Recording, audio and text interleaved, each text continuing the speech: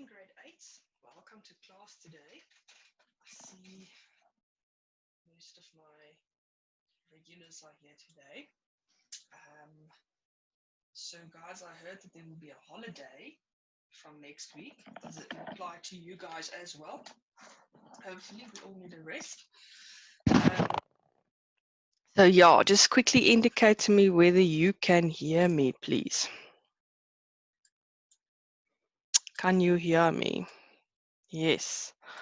Okay, great. So guys, just before we start the lesson today, okay, well, I'm going to wait for another 5 minutes and then I'm going to give you some tips for tomorrow of Monday's test.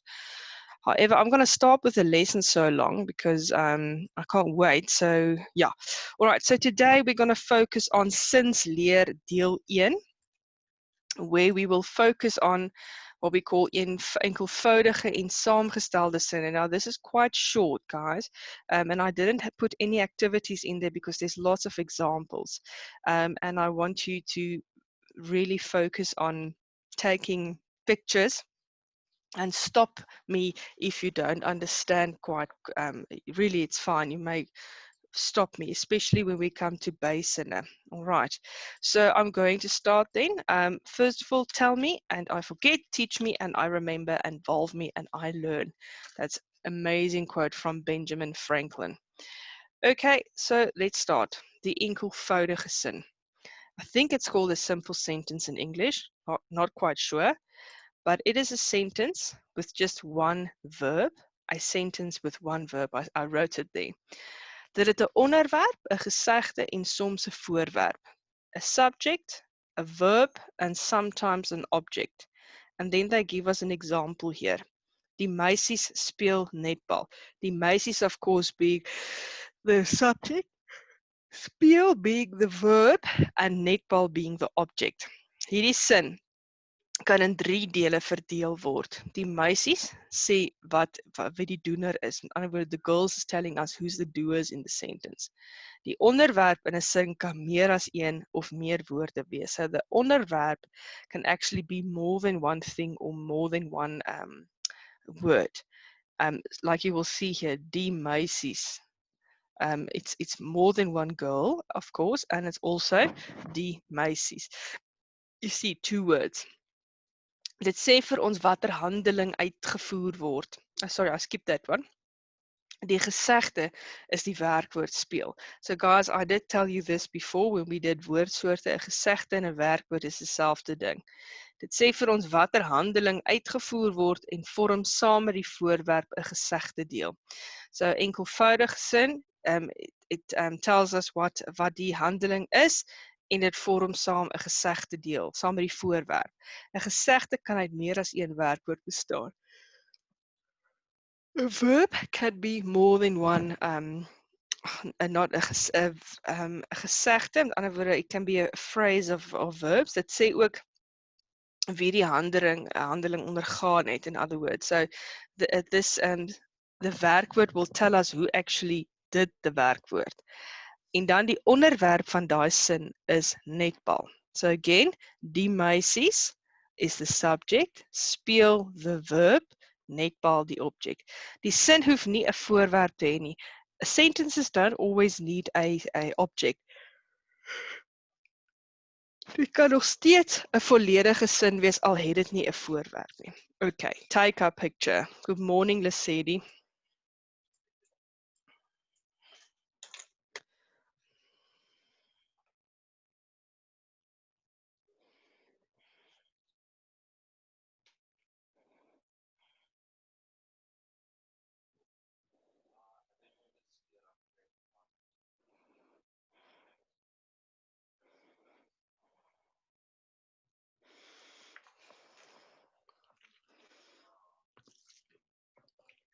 Okay, guys, I think we are all done now.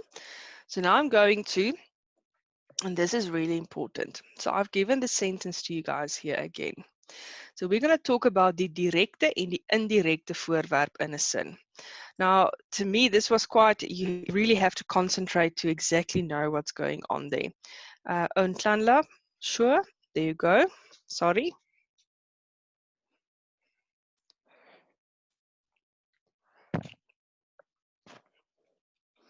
Carla, just indicate when you're done, please. All right. Thank you, Carla. Okay, so as I said, this is really concentrating work. Even for me, I have to concentrate when I teach it to you. So let's say, no, this is not direct and indirect speech at all. This is about the direct and indirect actual object in the sentence. So we've got a sentence here. Die meisies speel netbal.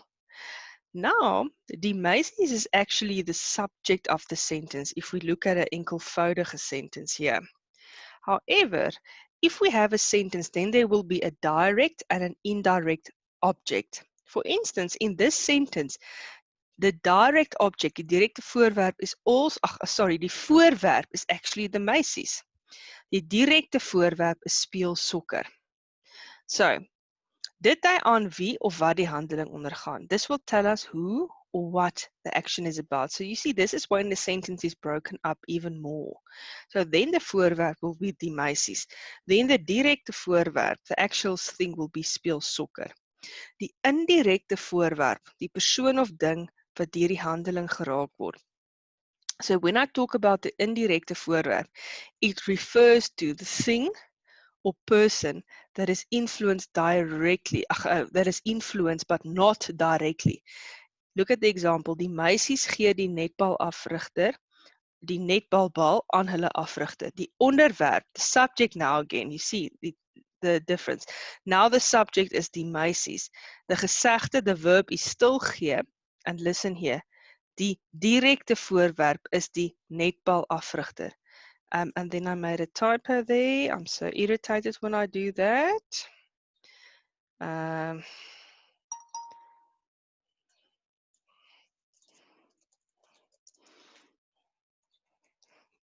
Guys, you're going to get to know me as one of those teachers that has to do this all the time.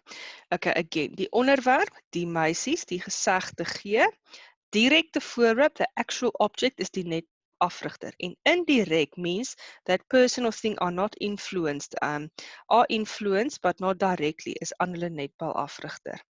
This will come clear as we go on. I got an amazing PowerPoint from Marlies Swanepoel, one of the most known people in Afrikaans EAT.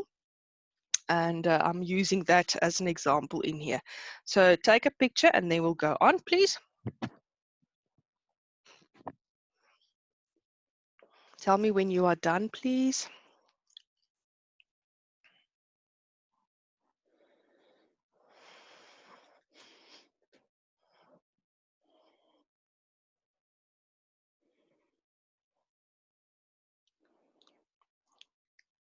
All right, Mosa, thank you. Okay, well, listen to this. Now I'm going back to enkelvoudige sinne again. Now, Juffrou Marlies Swanepoel made this PowerPoint, and she's going to help us to understand the direct and indirect object as well. But first, she begins with Stompie again. Now, last week we did Stompie, and guys, even for Monday's test, you have to know Stompie. So, het die Stompie gedeeltes in die sin. Dit het 'n onderwerp, 'n gesegde en dikwels 'n voorbeeld. So, a sentence, 'n enkelvoudige sin, is a stompie. It has some of those stompie gedeeltes in a sin. And it het 'n onderwerp, which is a subject, 'n gesegde, 'n verb, en dikwels 'n voorwerp. Look here. Dit wil sê, 'n enkelvoudige sin het die volgende. So an enkelvoudige or simple sentence consists of a subject, an object, verb 1, verb 2. Look at this example that she gives us here. Die jagter skiet die bok. That's a sentence. The onderwerp will be die jagter. It refers to who and what is doing the work in the sentence. Die gesegde is skiet. That's the werkwoord. Die voorwerp is die bok. And that is wat hulle hierso sê, waarop die handeling oorgaan. Wie of wat die werkwoord, die subject. Listen here. Wie of wat werkwoord, die subject. Who or what, verb, the subject. That's in English. So the voorwerp is the actual thing, as I said to you guys, that thing that you can touch in the sentence. Take a picture.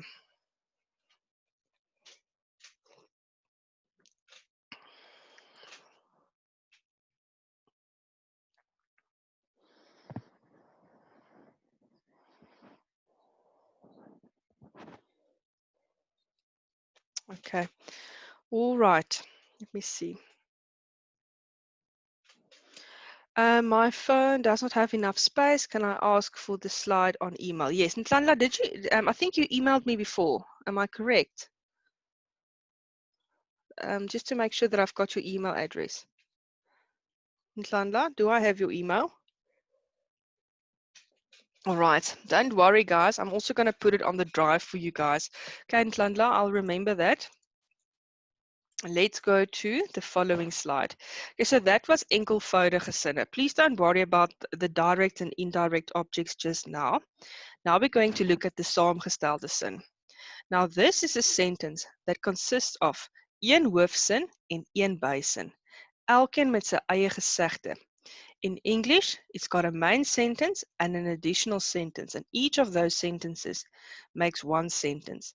And each of those sentences then have a verb. Byvoorbeeld, hulle sal baie mooi moet speel, that's the first sentence. Then, as hulle die skaakwedstryd wil wen, that's the second sentence. Hulle sal baie mooi moet speel, you see there's the verb. Hulle die skaakwedstryd wil wen, wen, the second verb. The main sentence, hulle sal baie mooi moet speel. That's the first gesegde is moet speel. The basin is the added sentence as hulle die skaakwedstryd wil wen, the gesegde. So remember, a saamgestelde sin consists of two or more sentences and each of them has their own verbs. There is a main sentence and an added sentence. Now, when we talk about basinne, which is the additional sentences in a sentence, we get two types. We get Nieves kikkend en onderskikkend. Okay, are you all still with me? I want to see yes before I go on.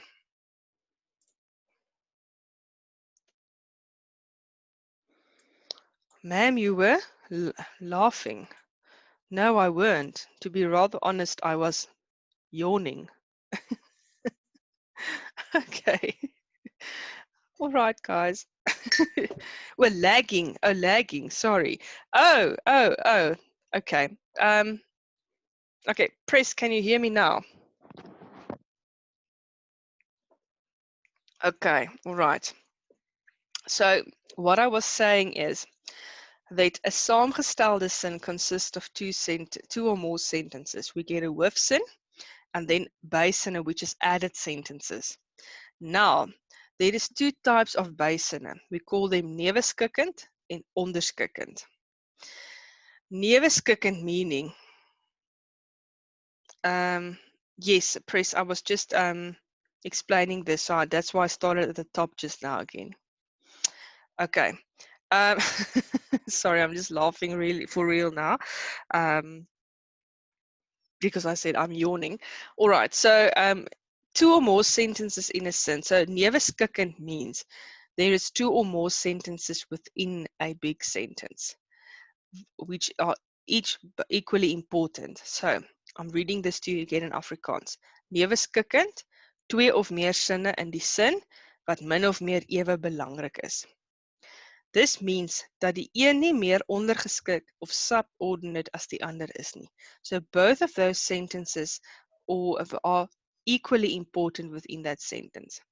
Then, I don't know if you remember Bostic words, which is voegwoorde.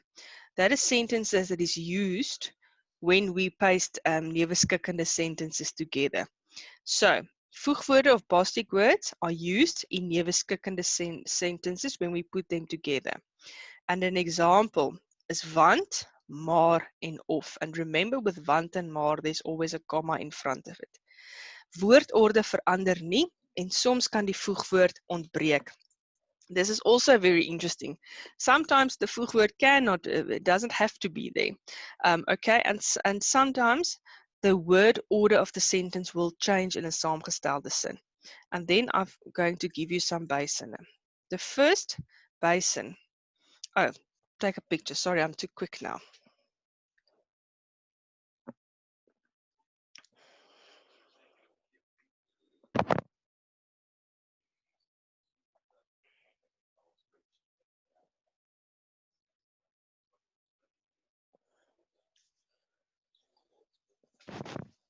Okay, Mosa says he's done. I'm going on. Neveskikkende sinne, it's still going on. Two or more sentences within a sentence, and both of them are all very important. This is a repeat, nee? Die een is nie meer ondergeskik as die ander nie. So the one sentence is not more important than the other. We use Bostic words. Sometimes the Bostic words are not there.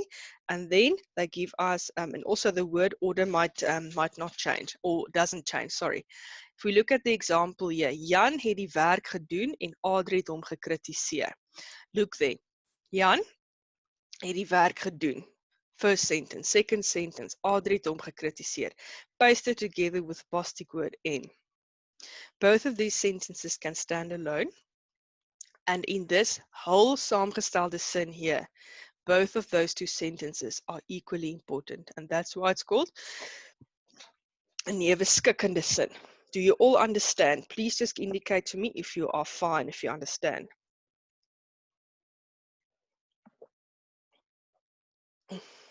And then take a picture, please. Klandla says yes, he understands. Anyone else? Okay, I'm glad to hear.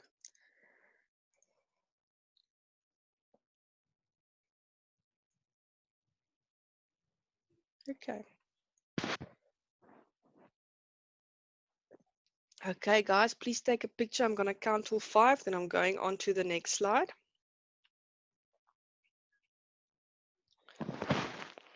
Okay, I'm going on. Right, guys, the next slide. Onderskikkende sinne. So remember now, 2 types of additional sentences. Or bysinne, neveskikkend, onderskikkend. We've done neveskikkend now, where we learned that both sentences in that main sentence is equally the same. Now with ondergeskikkend, it means die saamgestelde sin bestaan uit een hoofsin en een of meer bysinne, which means it's a saamgestelde sin, and it's got a main sentence and then added bysinne, just like a neveskikkende sin. However, die sin wat saam met die voegwoord gaan is die ondergeskikte. It means that the sentence where the Bostic word appears in is the subordinate sentence, which means it's the ondergeskikte sentence. Okay, listen to what I'm saying carefully again. With onderskikkende sinne, it means there is also a lang saamgestelde sin consisting of more than one sentence. But the difference is there where the voegwoord, the Bostic word is, the conjunction in other words. The sentence with the conjunction is the subordinate sentence. In other words, I almost want to say the one that doesn't count so much. We get 2 types called the byvoeglike bysin en bywoordelike bysin. Okay, so 2 types of ondergeskikte sinne. The first one, let's talk about bysinne first. A bysin is die sin in 'n saamgestelde sin wat nie die hoofsin is nie. So a basin is a sentence within the combined sentence that is not the main sentence. And then on this slide, on this resource there, you can go and have a look. There's a very good explanation about this as well. Then they give us an example here. This is an idea of a saamgestelde sin example. Ek lag, want dit is snaaks. Do you see the Bostic word there? The main sentence, which can stand alone, is ek lag. The basin is dit is snaaks. But remember, if I write that sentence as it is, just like that, it will say Vant dit is snaaks, and then it won't make sense. So basinne bevat 'n werkwoord. Look at it. Basinne, that's the added sentence here. It always consists of a werkwoord, and that is. Kyk weer na die voorbeeld. There is 2 types of basinne, naamlik byvoeglik en bywoordelik, which we will discuss now. Guys, do you understand this? It's very important that you must identify them. Neveskikkend, both sentences either worked equally important. Nieves of ondergeskik, which means the sentence with the conjunction is less important, and I put that in inverted commas, which means it's also the sentence with a conjunction. Nee. Okay. Mosa says he understands, guys. I'm not seeing feedback from the other grade 8, so I want to know if you're okay.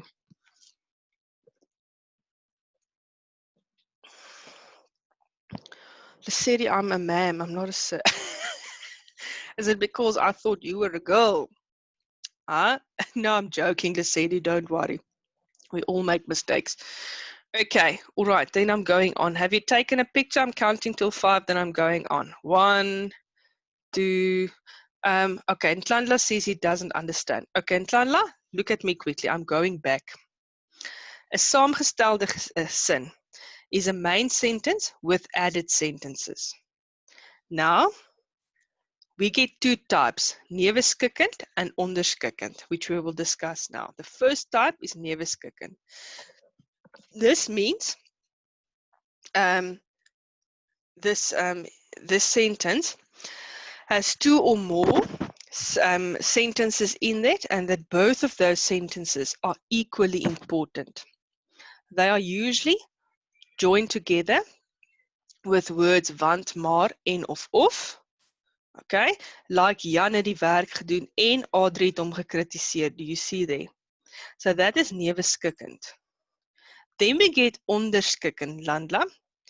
This means die saamgestelde sin bestaan uit 2, een hoofsin en een basin, which means the saamgestelde sin, if it's onderskikkend, it means it's a main sentence and an added sentence. Die sin wat saam met die voegwoord gaan is die ondergeskikte. So when you look at that whole sentence now, say for instance, look here, I'm drawing it with my mouse. There's a whole sentence. It's a main sentence and a basin. The basin with the conjunction word is the sentence which is, and I'm saying this again, less important. Now, a basin is die sin in 'n saamgestelde sin, wat nie die hoofsin is nie. So again, Tlandla, basinne, onderskikkend means that it's a sentence that doesn't have a is not part of the hoofsin. For instance, ek lag, want dit is snaaks. Die hoofsin would be ek lag because it can stand alone. Basin, dit is snaaks. And look there, the onderskikkende sin, Tlandla, is with the part of the whole sentence with the conjunction word. Okay. Dan basinne bevat 'n werkwoord. Now look at the example again. That's the basin with this part of the sentence with the conjunction is the basin. That is there is a werkwoord. Now guys, we get 2 types of basinne, byvoeglik and bywoordelik, which we will discuss now. And Tlandla, is it a bit clear to you now? I'm so glad that you asked. I'm very grateful.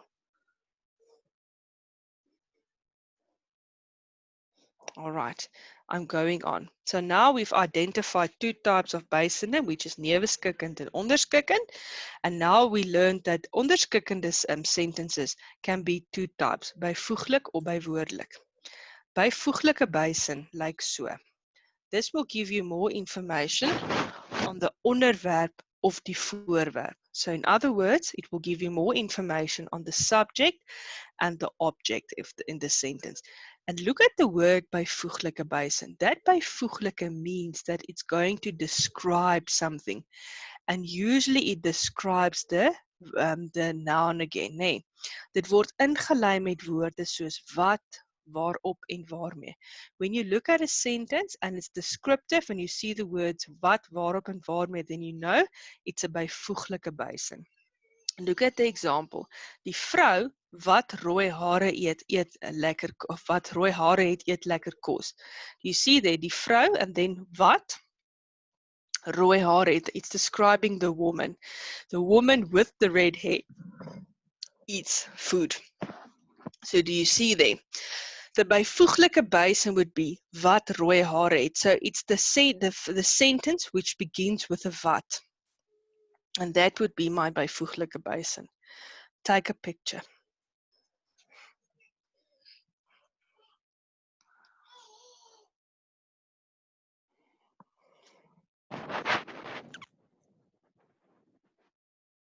All right. Guys, the following type is a bywoordelike basin. Now this means, this will ask me, if I've got a long sentence, the bywoordelike basin will tell me when it happened, wanneer. Look here. Terwyl die maan skyn, blom die lelie. So when did the lily bloom? While the moon was shining. So it's telling me when. Usually, guys, and remember, bywoord, he works with the verb. So look here. Terwyl die maan skyn. Skyn is my verb. And I'm asking you, when is the verb happening? Terwyl die maan skyn. That's why we know it's a bywoordelike basin.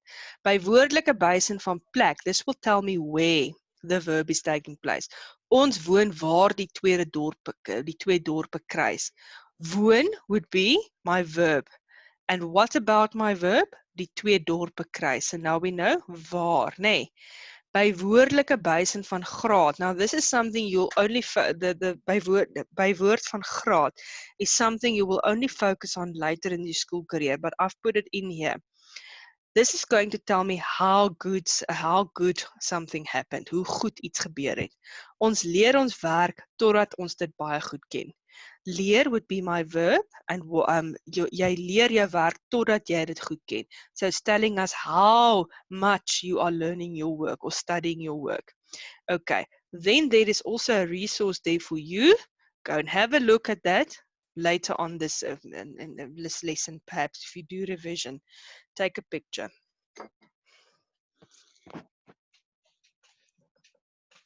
Before I go on, do you guys understand this? Look, this is not on your test for Monday, so if you go through this and you feel you don't understand, then you must email me or let me know, please, guys. Okay, I hear Nhlanhla in Musa says, yes, man. What about brother, Khumulemu, Lesedi, Natalie, Press? How do you guys understand? I need to know that you are okay. All right. Okay. And then we get to what we call the onderwerpsin. So this is also one of Juffrou Marliese's slides. So now I'm talking about a sentence which we call an onderwerpsin. This is when they describe the onderwerp in a sentence. Die onderwerp word in die sin uitgebrei totdat dit 'n gesegde bevat en dan is dit 'n sin. Literally a sentence where they start describing or where they start adding to the sentence in order for the onderwerp, which is the subject, to be to have a gesegde. Look at this sentence. Dit is waar dat hy verongeluk het, is waar. So that sentence there, dit is waar. Now they've put something else in so that that sentence can have more meaning, if I can put it that way, dat hy verongeluk het. So in other words, it is true that he had died or had died in an accident. Is die onderwerpsin, die subject word uitgebrei. So onderwerpsin is when the subject are being added to in the sentence for it to understand. Take a picture, please.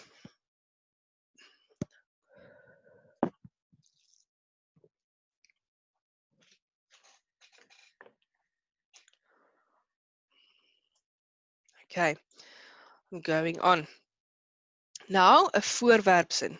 Remember, onderwerpsin, but the previous one is a subject sentence. Nee? We are describing the subject of the sentence more. This will be an object sentence. This is when they describe or they put extra words in the sentence to describe the voorwerp or the subject more.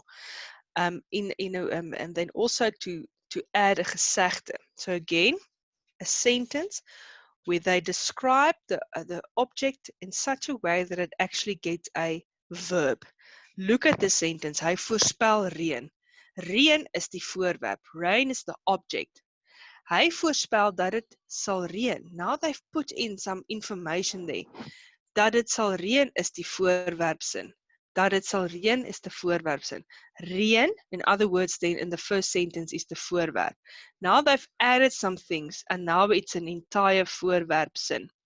Reën would have been just a word in the first sentence. Now they've added to make it a sentence within a sentence when we say dit sal reën. So that is then called a voorwerpsin or an object sentence. Please take a picture.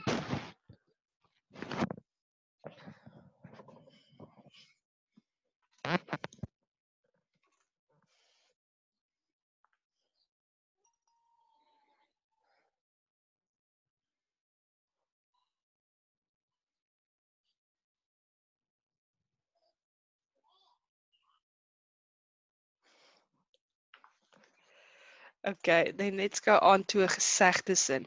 Remember what I said, a gesegde, guys, is a verb, né? 'n werkwoord.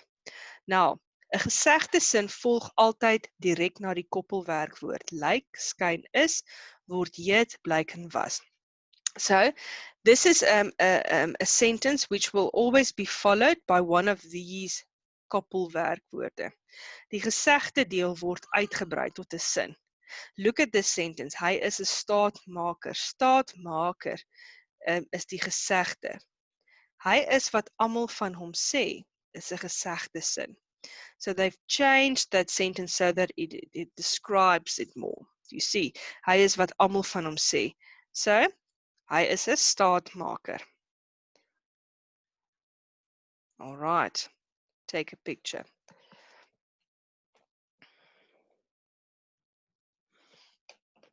Guys, I know I'm quick today, but I quickly want to get to our test. So I just want to quickly discuss that. And I want to assure you that somewhere this year, especially with this stuff, which I know is new to perhaps some of you, I will definitely go through it again, especially if I'm going to ask that in a test, okay? All right, that's just it. Okay, guys, so I want you all to listen to me carefully now. But before we do that, is there anyone that does not understand what we've done today?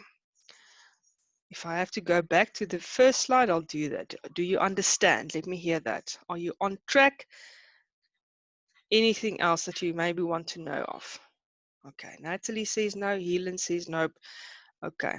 Klandla, you guys, do you understand?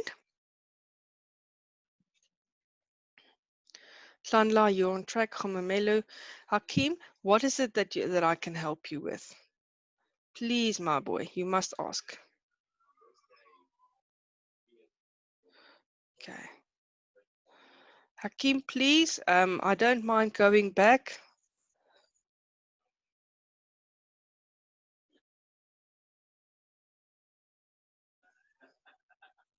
You may just give an indication what it is that you would like me to repeat, and I will do that for you. Remember, this is, okay, there is a few places I got stuck with. Okay, Hakeem, may I make a suggestion that you give me your email address. I will send the slides to you. Then you go through it and you tell me which of the where you got stuck.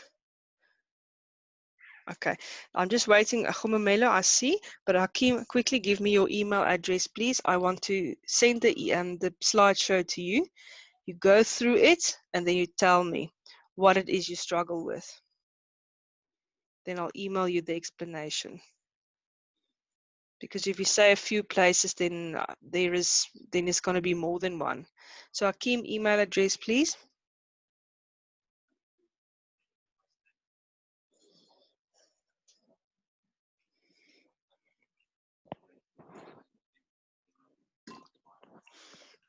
Okay, Khomolemo, while we are waiting for him, I'm going back to the first page for you. Okay, we just enkelvoudige sinne. Khomolemo, quickly tell me, what is it that you struggle with here? Do you want me to repeat the entire slide for you?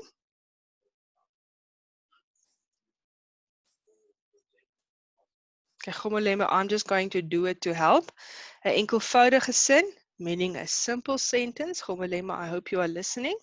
That is a sentence with only one verb.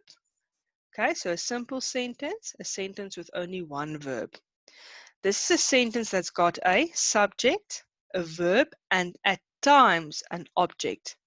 All right. Oh, okay. Oh, Hakeem, so do you understand then? Is it only a few places where you couldn't take screenshots from? Yeah, okay, all right. So, Hakeem, I'm at the first one. Did you take a picture of this one? Just yes, and then I'll go to the next one. I don't mind. I want to make sure you have everything. Okay, now let's go to the second one. Direct and indirecte voorwerp. Take a picture quickly, or do you have one?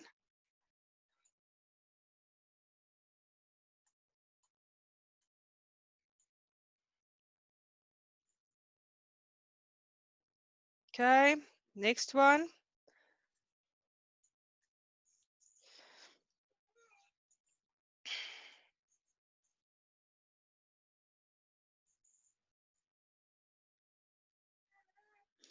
Okay, Hakeem, are you done with this one?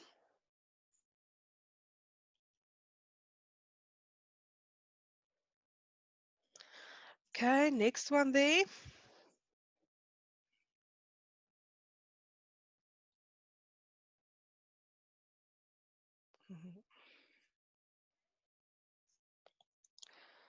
Okay, dan 'n saamgestelde sin.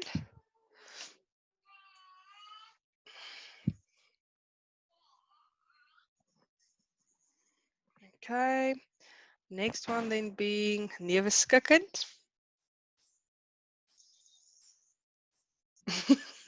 Guys, I need to get to the test, so you must take your pictures quickly, ne?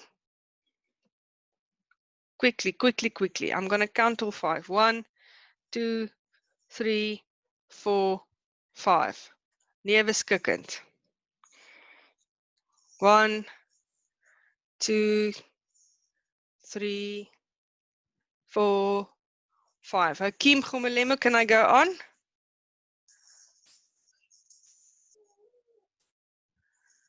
Gumelemo? Great. Next one.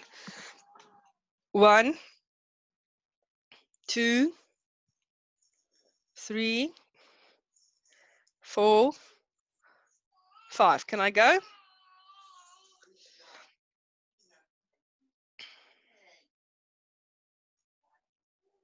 Okay. Gumelemo, quickly, quickly. Okay. Basin. 1, 2, 3, 4, 5. Hakeem Gumelemo, can I go? Sorry, I'm quick, but I see there's only a few minutes left and I have to talk to you about the test. Okay. Next, byvoeglik. 1, 2, 3, 4, 5.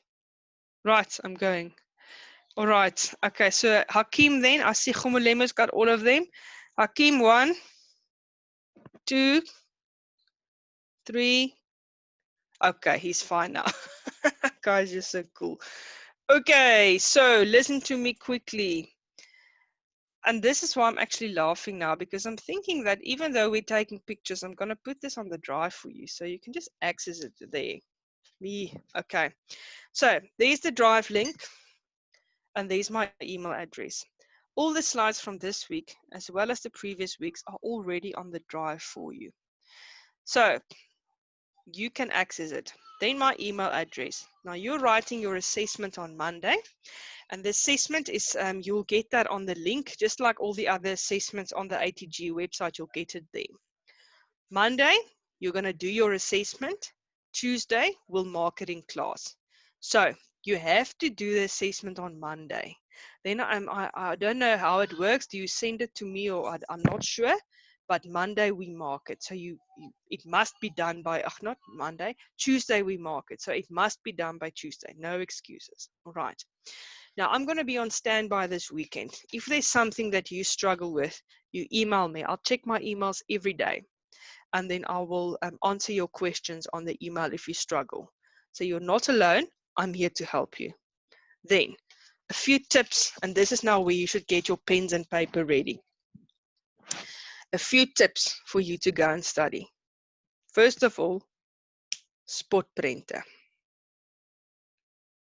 You're going to learn about visual literacy.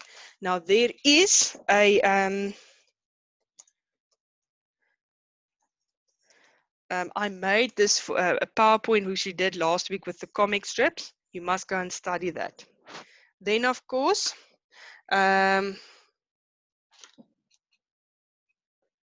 you must go. You're going to have a. So you must know stompie. Then your gedig, which was the last which is also on the slide for you guys. Then woordsoorte. Okay. Okay, so listen to me carefully. This is not all you should know. I'm testing you on quite a few stuff. Everything we've done so far is something that you have to know. So I'm going to ask you like a synonym or an antonym. But those are the key points. So go and study your parts of speech. Everything is on the drive. You must study your poem. You must study stompie. And then you must know how to interpret sportprente and advertisements. Right, we are going to test on Monday and we must on Tuesday. Okay, so yes, so we're going to test on Monday. Tuesday we mark. I presume that was what you was saying, Khumulemo. Okay, now, any questions? Is this clear to you? Will you be okay? Do you know that you can ask me? Okay. I'll check my emails tonight. I'll check it on Saturday night and again Sunday afternoon. All right, so you're not alone. Okay, grade 8s, enjoy the weekend. Masks, sanitize, take care. Thank you for this week. Goodbye.